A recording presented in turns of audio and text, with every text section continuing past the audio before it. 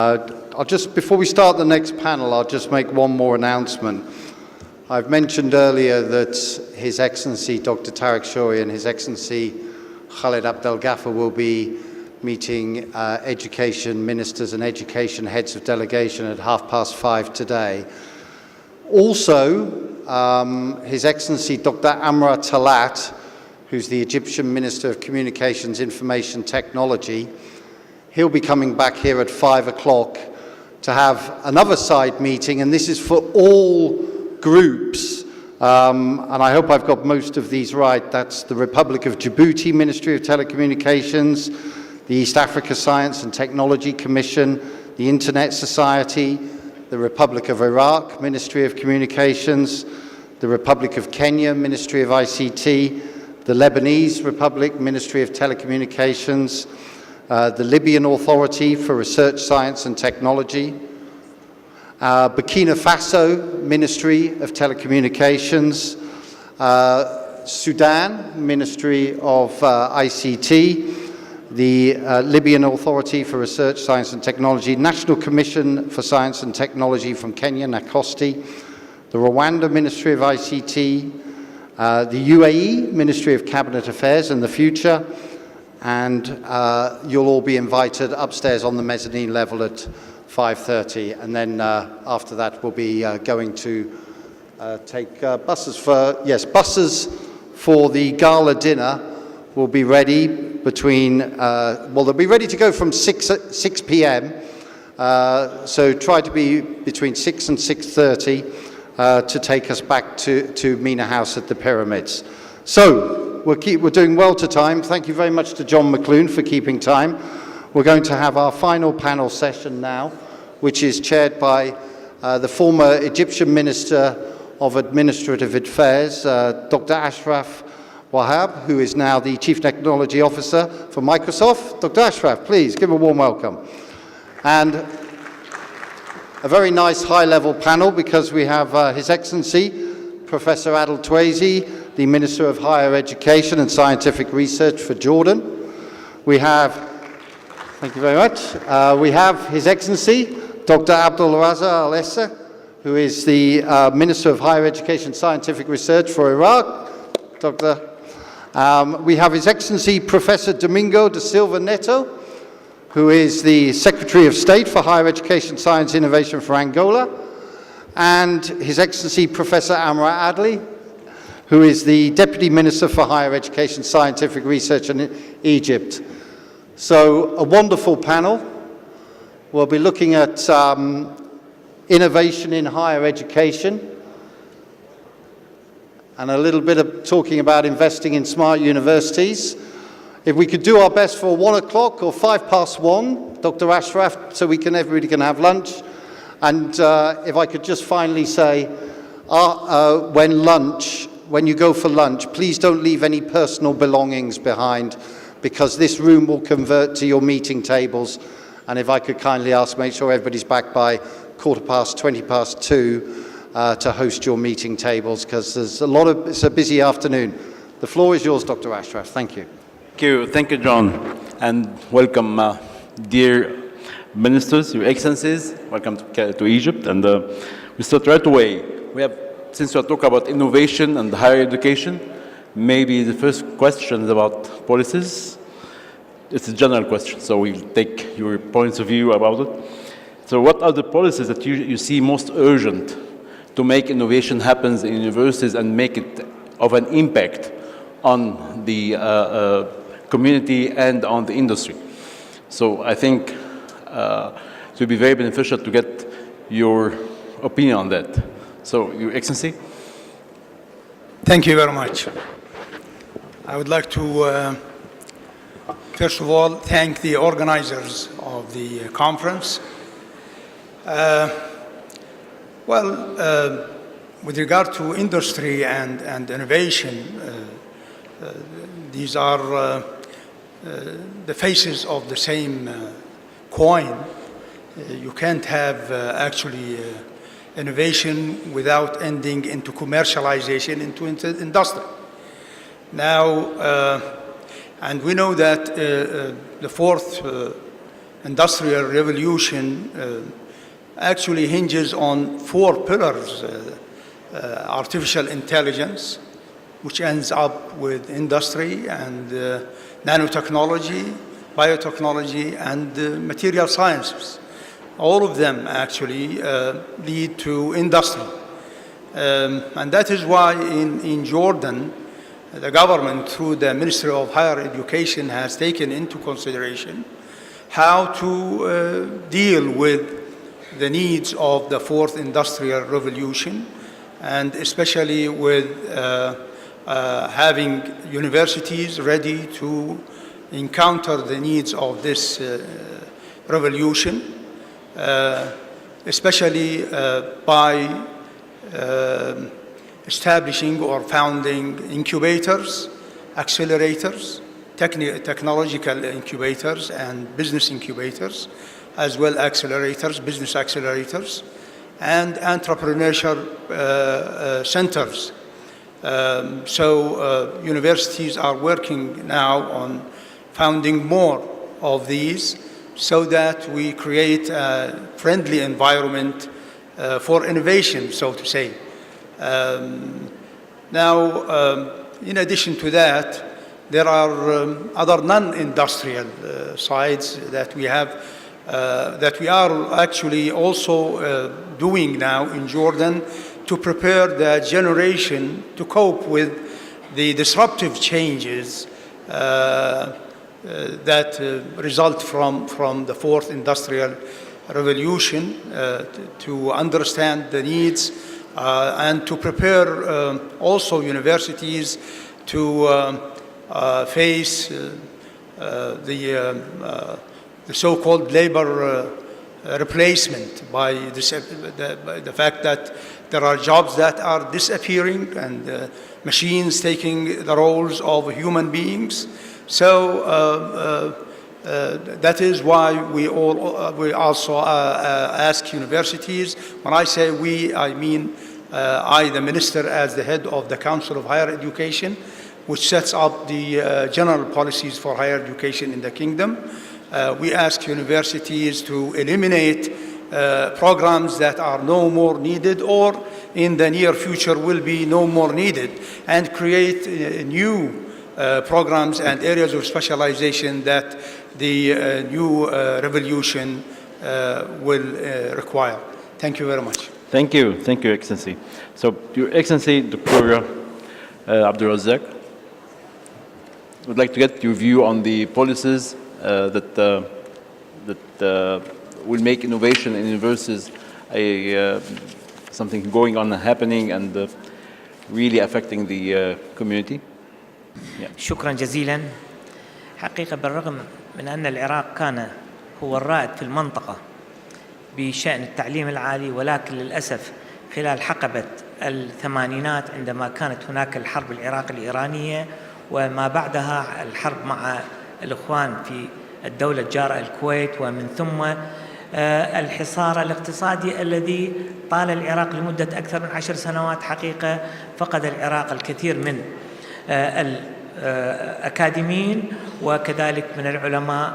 ولكن بعد التغيير وبعد عام 2003 هناك الكثير من الأمور التي حصلت لعملية دعم الأهداف السياسة الوطنية للابتكار والعلوم والتكنولوجيا، وكان أهمها هو تدريب الكادر التدريسي في الجامعات العراقية، ومن ثم أنه دمج وزارة التعليم العالي بوزارة العلوم والتكنولوجيا، لكون أنه هذه الوزارة وزارة العلوم والتكنولوجيا تحوي على الكثير من المختبرات والكثير من المختصين الذين هم ممكن أن يعينوا الجامعات العراقية وكذلك الكوادر العراقية. بنفس الوقت تم استحداث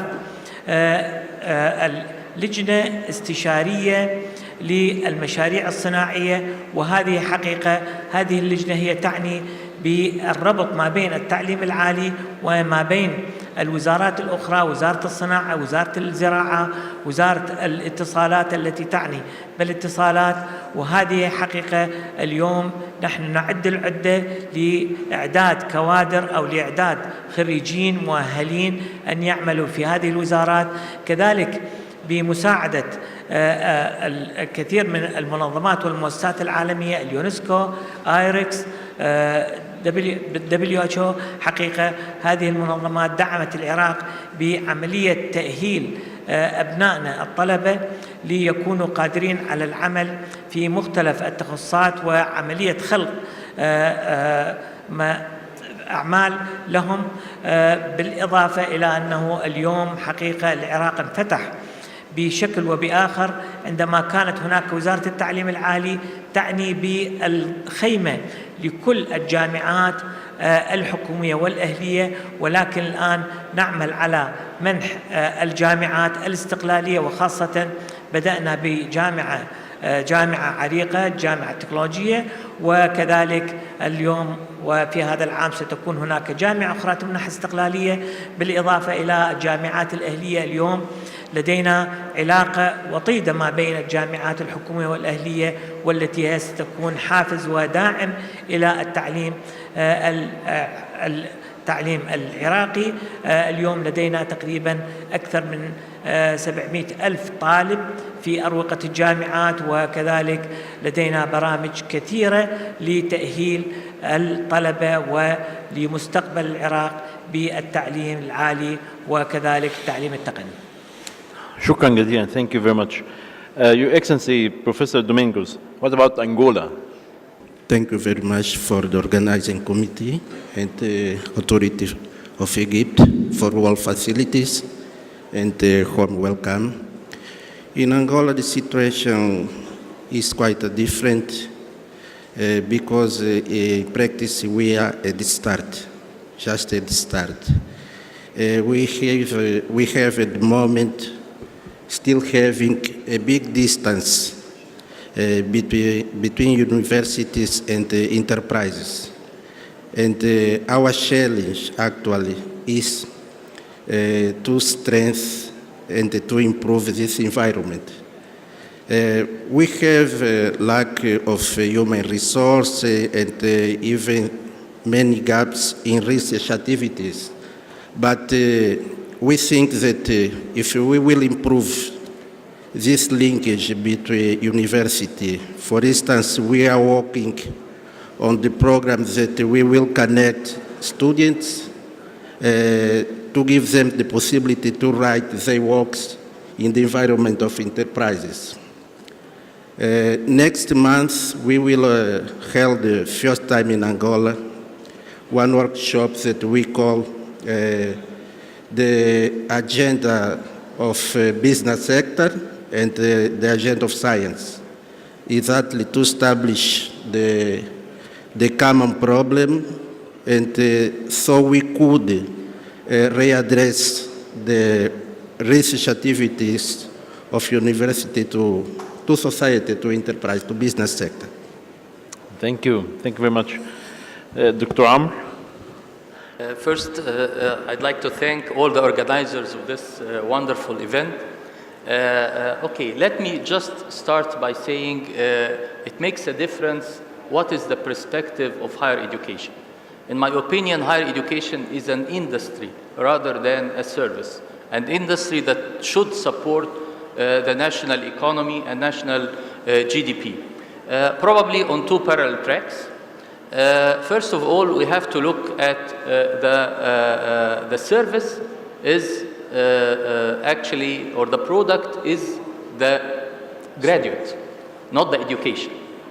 We would like to have a first-class graduate, and the beneficiary is the society or the surrounding nations. And let me elaborate on this. Of course, this should be a consequence of very good education. If we have an excellent graduate, this means that we would fulfill the development needs nationally. Not only that, we would succeed in acquiring many regional jobs, and we have to keep an eye on some continents where the birth rate is decreasing and where statistics suggest that there should be about more than 10 million job vacancies within a couple of decades. Of course, any country spends a lot of money to make possible a job opportunity. But when we have high-level graduates, we could spare the national government this, after fulfilling, of course, national needs, acquire regional or international job opportunities, and of course, this results in even an influx of foreign currency to the nation. This is one aspect. The other aspect would be with regards to research and development, and let me say that the Middle East has an excellent opportunity to thrive economically because of one reason. Again, statistics suggest that all or many of the Middle Eastern countries have first-class researchers, and this is reflected from statistics of the ranking of Egyptian and Arab universities in, or maybe African universities in international publication like Cymago database, for example. Yet, originally, we have acquired a lot of industries which are assembly industries. Assembly industries are classified internationally as secondary industries. Secondary industries being little R&D, little added value, little profit margin. With the high competition due to, of course, open market economies all over the world, there is a great opportunity to boost national added value in a lot of industries and making use of a lot of researchers as outsourcing R&D, because most of our industries do not have R&D division. Thank you. Thank you very much. Quite an interesting point. Maybe I'll point to some of what you have said in the conclusion. But I think now we move to more in-depth questions about each country. So if we go to Jordan, Your Excellency, Professor Adel, what policies are you planning for smart universities in Jordan? What policies are you planning for smart universities in Jordan, particularly for students with disabilities that requires investment in technologies that can assist with speech, visual, and hearing impairments? Well,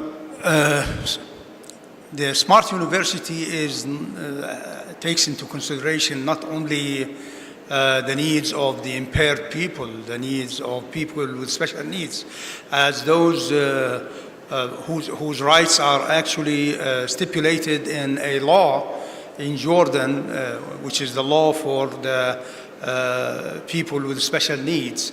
So all campuses in Jordan are friendly to people with special needs, and this is by law, whether for the facilities or for the facilitations. So all universities, even older ones, have made modifications in order to accommodate for the needs of the impaired people. And also they have integrated some technological aspects in order to also deal with the needs of the people of special needs, whether they are people with hearing disabilities or with sight disabilities. But to take the issue in a wider scope, the smart university also has to integrate into technology for the normal people, for the regular people. And that is why all universities in Jordan are doing now, by having smart boards and by having a campus that is equipped with internet and all types of social communication. And we at the Ministry of Higher Education are also supporting universities to integrate technology in order to accommodate for the needs of and also to turn them, the campuses, into smart campuses by establishing a national center for e-learning and open education resources. The CEO of Idrak, which belongs to the Queen Rania Foundation, talked this morning in a panel about Idrak initiative, and we are doing the national, or actually establishing the National Center for E-Learning and Open Education Resources for the higher education. Okay. And we have asked all universities, all 30 universities in Jordan, to found their satellite centers, so that we also link these satellite centers to the national center. The 30 universities have already founded these. The universities in Jordan are doing very well, actually, in turning their campuses into an intelligent and smart campus. Okay. Thank you. Thank you very much. Your Excellency, Dr. Abdel, what steps the Iraqi Ministry have taken to motivate young people to innovate? I mean, how you are motivating young people in higher education to innovate and build their own innovations and bring their own ideas to life? اليوم بالرغم من الحروب اللي قاست منها العراق خلال الفترات التي قبل عام 2003 وحتى بعد عام 2003، ولكن دأبت وزارة التعليم العالي وكذلك الجامعات العراقية لإدخال الكثير من البرامج التي هي عامل لمحفز للطلبة، منها الإلكترونية، وهناك حاليا الكثير من البرامج. اليوم التسجيل المركزي الإلكتروني، وكذلك القبول في الدراسات العليا، الامتحانات، هناك كذلك مراكز للحاسبات الإلكترونية في كل جامعة، واللي هذه تأهل منتسبين وكذلك الطلاب. وكذلك لدينا حاليا برامج امتحانات الطلبة إلكترونيا، وكذلك هناك التعليم المدمج البليندد تيتشنج، اللي هو بعض الأحيان هناك المحاضرات من جامعات أمريكية ومن جامعات بريطانية، وكذلك مناقشات الطلبة، حافز للكثير من الطلبة ليكون هناك خطوات مهمة. هناك عملية تنافس لعملية الابتكار ما بين الطلبة، هناك احتفاليات سنوية للطلبة لتكريم الطلاب الذين هم لديهم براءات اختراع والتي لديهم مبادرات. فاليوم بدأ العراق بأخذ دوره بعملية استقطاب الطلبة من خارج العراق، بعد أن كان حقيقة الحقبة التي مرت للسنوات 14 الماضية هناك عدم استقبال لطلبة أجانب أو طلبة من الإخوان من الدول العربية. اليوم العراق طرح أكثر من 600 مقعد دراسي في الدراسات العليا والدراسات الأولية لاستقطاب الطلبة من مختلف أنحاء العالم، ليكون هناك عملية تحويل الجامعات من جامعات وطنية إلى جامعات عالمية. اليوم كثير من البرامج التي تدعم الطلبة وقدراتهم الدراسية بابتعاثهم الطلاب الذين هم من الأوائل ممن لديهم نوع من الابتكار والنبوغ يرسلوا للدراسة خارج العراق، ولدينا كثير من البرامج الأخرى. Thank you very much. And this is a very important point about intellectual property and understanding the importance of intellectual property in innovation. So, Your Excellency, Professor Domingos, how is Angola introducing ICTs into the higher education system to fulfill your ministry's emphasis on science and technology and become an innovative society with greater diversification? How ICT is introduced in higher education? No, we are facing the challenge of strengthening of infrastructure, human resource, because you can see after independence, Angola achieved independence in 1975, And after independence, till 2008, 2000s, Angola had only one university. But after Angola reached the peace in 2002, the number of universities improved a lot. First 6 years, they were 7, but now we have 72. But anyway, the number improved, but the quality of the infrastructure are not so good, are not so properly to accompany the good quality of teaching or carrying out high-level activity on higher education. This is one of the challenges. Another challenge is human resource, as I said, and we are investing to create the better condition that people could receive formation on job in Angola. In the past, we sent a lot of people in different countries, but when they returned to home, they couldn't find the proper environment to continue doing science. And now we are trying to change this situation. Another situation to invest in the digitalization of information services, even the creation of the network that could connect all universities to change information, to change data, because it is still a gap at this stage. Yeah, I can see it. I think this is a common problem in many countries in Africa. The infrastructure issue is a real challenge for education, even for any real digital transformation effort. Exactly, but anyway, we also are setting up the national fund. We think that the absence of national fund for R&D, it was a big gap that couldn't support in the best way the science.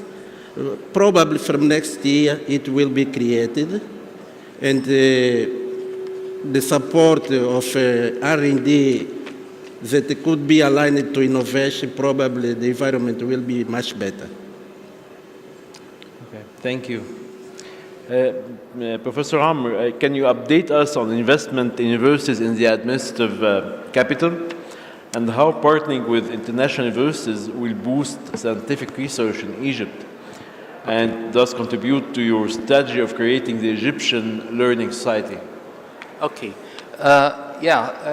Actually, we have, of course, a Canadian university where we inaugurated its buildings recently, early this month, and we believe we have 4 more on the way. Let me say that actually when we opened the door and passed the law, when the parliament passed the law of the ability to host branches of international universities, that this could add to the education ecosystem in many different ways. Let me mention first that we already have public universities that are doing very well when it comes to international ranking. When we talk again about competition, public universities with private or non-profit universities in Egypt, I think public universities so far are ahead, far ahead. Of course, the situation will change if we have branches of prominent universities, and this would be very beneficial for the competition for public universities which are already doing very well to again thrive, to advance. But may I add something about ICT and embedding ICT in education? Of course, most of international branches make full utilization of ICT and high tech in management. Actually, efficient management of any institution goes side by side with the so-called smart universities. I would like to add that if we have smart universities, which is the case when we talk about branches of international universities, this is in line with looking at the future and relying on higher education in supporting the economy. And let me go back again that on the scale of profit margin, we have primary, secondary, which is assembly, and service industry, which is mainly making use of ICT, and then very high-tech industry. We have a lot of young people, very talented in using smartphones and ICT. These are among the jobs of the future. By the way, at the Ministry of Higher Education, we are now probing jobs of the future to tailor curricula, even in public universities, for this goal. Because we are looking ahead, we know very well that some jobs will disappear and some new jobs will appear. So once more, embedding ICT and efficient management as for the case of branches, I think this will have a very positive effect on preparing students as graduates to support national economy.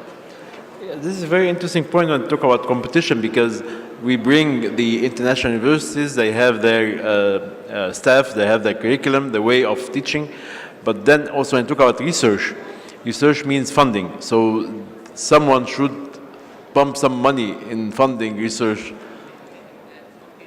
I have a point of view regarding this.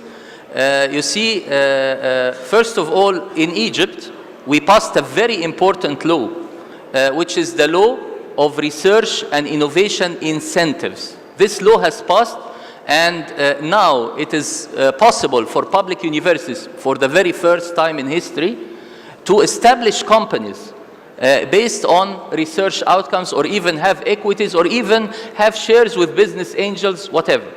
So this is one thing.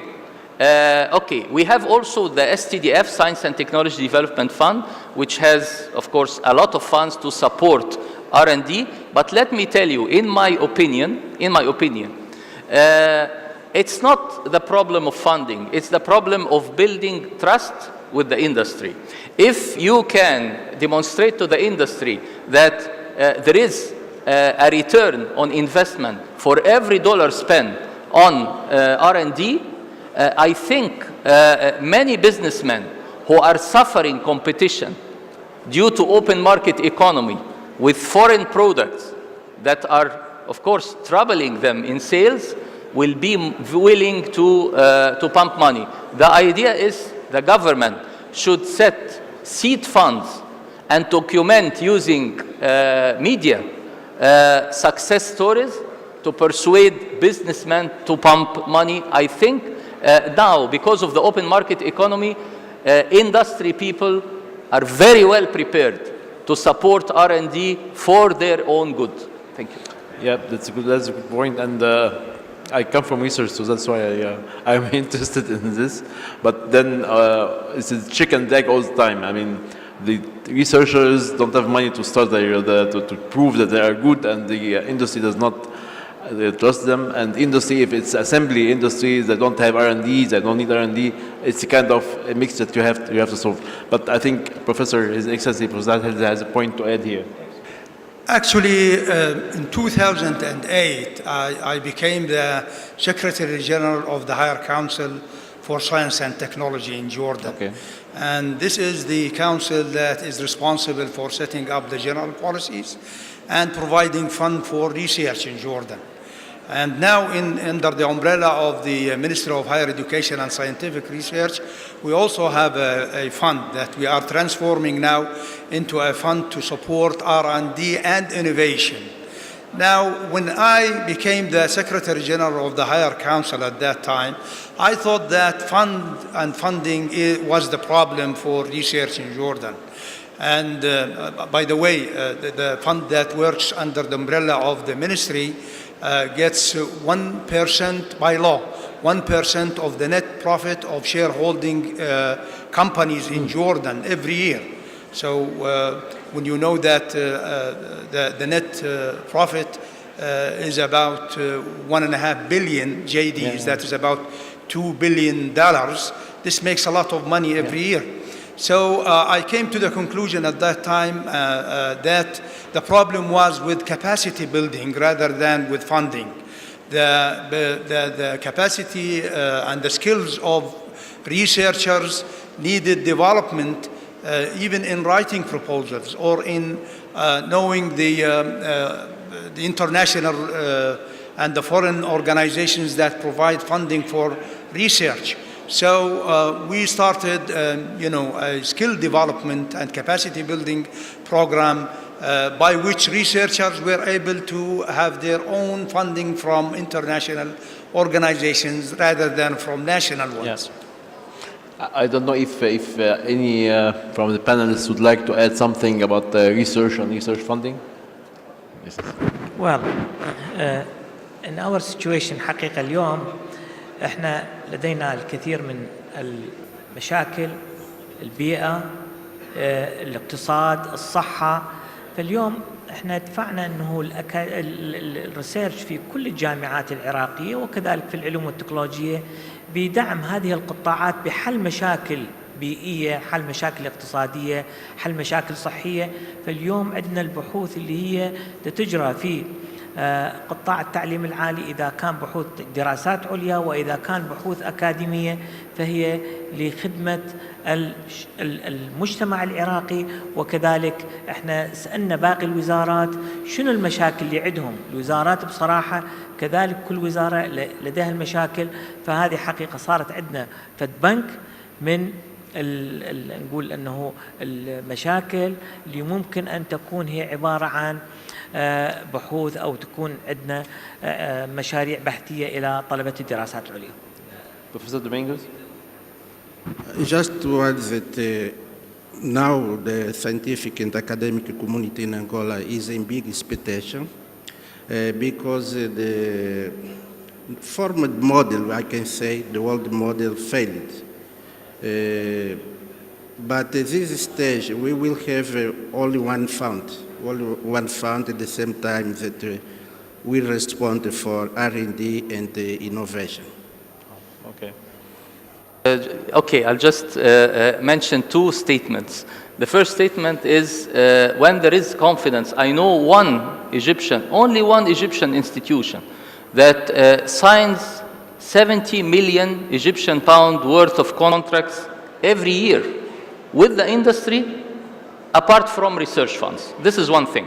The second thing I would like to say, a lot of research, R&D, done for the industry is not visible as R&D for one reason.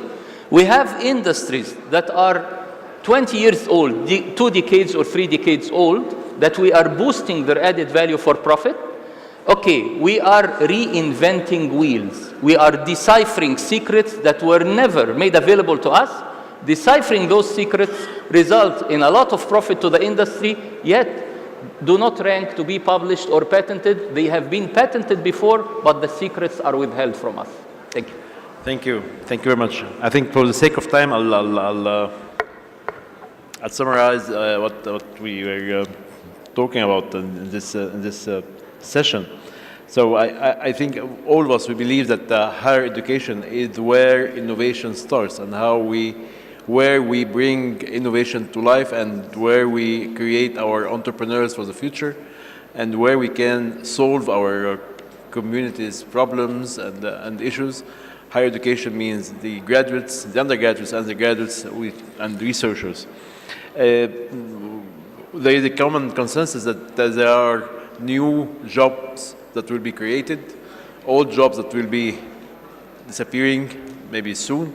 So there is a need for continuous monitoring of the job market and the innovation, and be part of the innovation if you want to be a leader, a world-class leader in providing good students and good workers. Then you should be part of the innovation motion in the world. So whatever is going around us should be included in our curricula, not only curricula, but also in our lives and practices. used afterwards. So like, for example, AI, like IoT, like blockchain, all this news and big data is becoming now an old theme because things are changing and these new technologies are taking over right now. So this is one thing.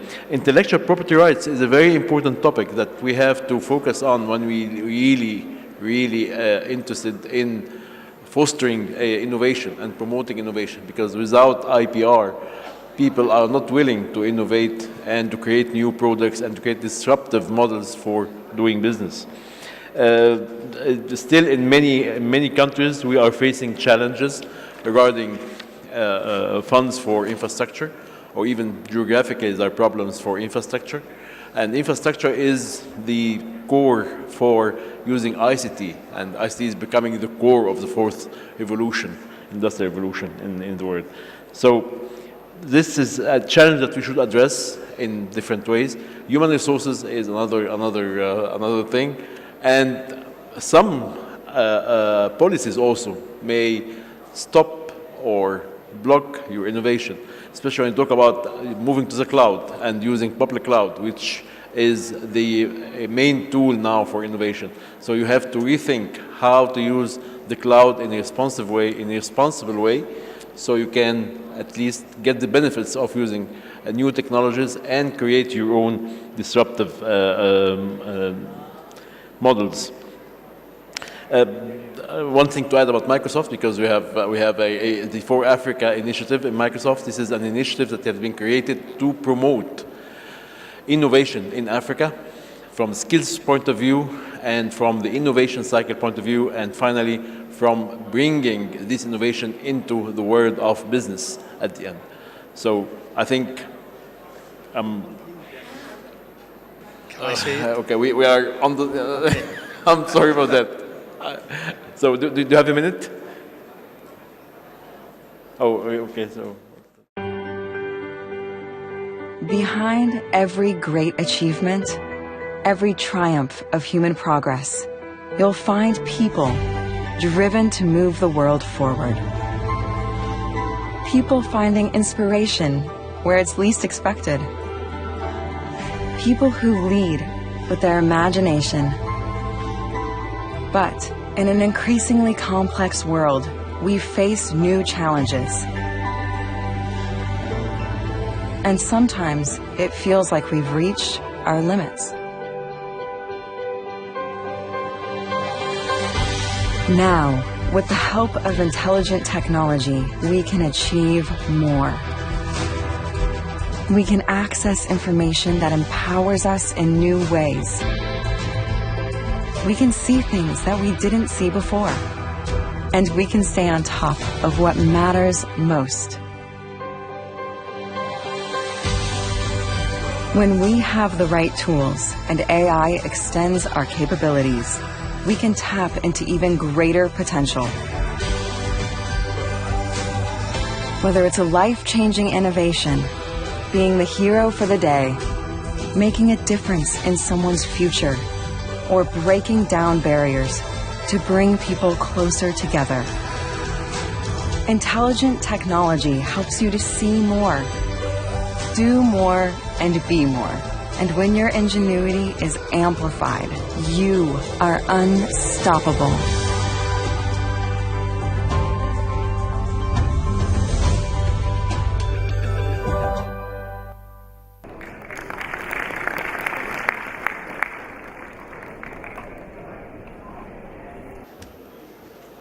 Okay, thank you very much, Your Excellencies. Thank you, Dr. Ashraf, for running that panel. As I said before, please don't leave any personal possessions here, because this room changes around to the meeting tables. The one-to-one meetings start at 2:20, so all the government ministries, the universities, and the hosts of the meetings, if I could kindly please ask you to be back from lunch by 2:20. Lunch is served on the mezzanine level, just upstairs. So we have 1 hour, 15 minutes for lunch. Please enjoy, and thank you very much for everybody this morning. Thank you. Shukran.